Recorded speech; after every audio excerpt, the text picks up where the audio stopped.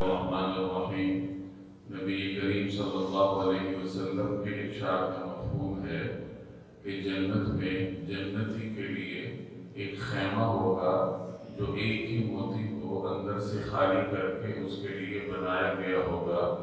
اس کی چوڑائی 60 میل آسمان میں ہوگی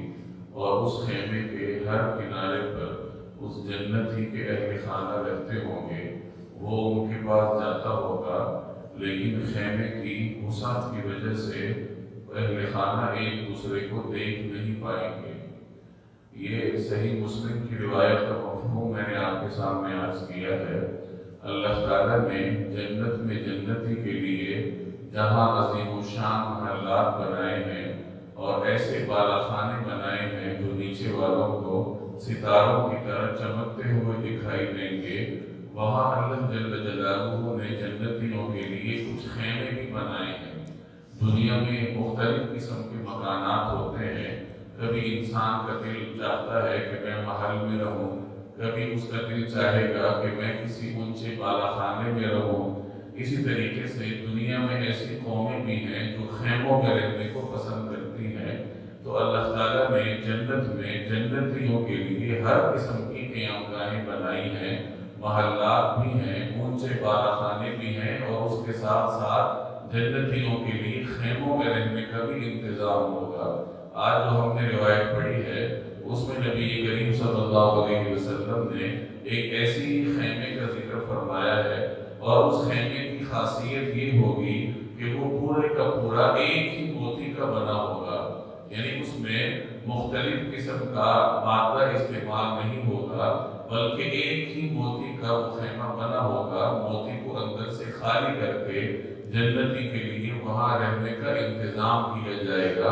اور وہ خیمہ اتنا وسیع ہوگا کہ اس کی وسعت 60 میل کے برابر ہوگی۔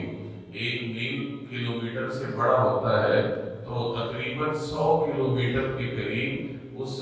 خیمے کی چوڑائی ہوگی اور اس کی وسعت ہوگی، اور اس خیمے کے ہر کنارے پر جنتی کے اہل خانہ ہوں گے، یعنی اللہ تعالیٰ اس کے لیے حوروں کا انتظام کرے گا۔ اور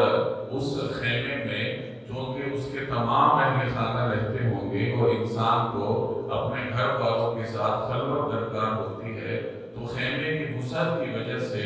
وہ اپنے جس اہل خانہ کے پاس بھی جائے گا تو اس کے لیے خلوت میسر ہوگی، کیونکہ وسعت کی وجہ سے دوسرے کنارے پر رہنے والے اہل خانہ اس کو دیکھ نہیں پائیں گے۔ تو اللہ تبارک و تعالیٰ نے جنتی کے لیے ہر قسم کا انتظام فرمایا ہے، اس کی خواہشات کے مطابق ہر قسم کا بندوبست اس کے لیے ہوگا، لیکن یہ تمام تر انتظامات اس شخص کے لیے ہیں جو دنیا میں تھوڑی سی مشکل برداشت کر لے، دین پر عمل کرنے کی کوشش کرے، اور احکامات پر عمل کرنے میں جو مشکلات ہوں ان مشکلات کو عبور کرے، صبر کے ساتھ دین پر عمل کرتا رہے، تو پھر اللہ تبارک و تعالیٰ نے اس کے لیے ہمیشہ کی کامیابیاں،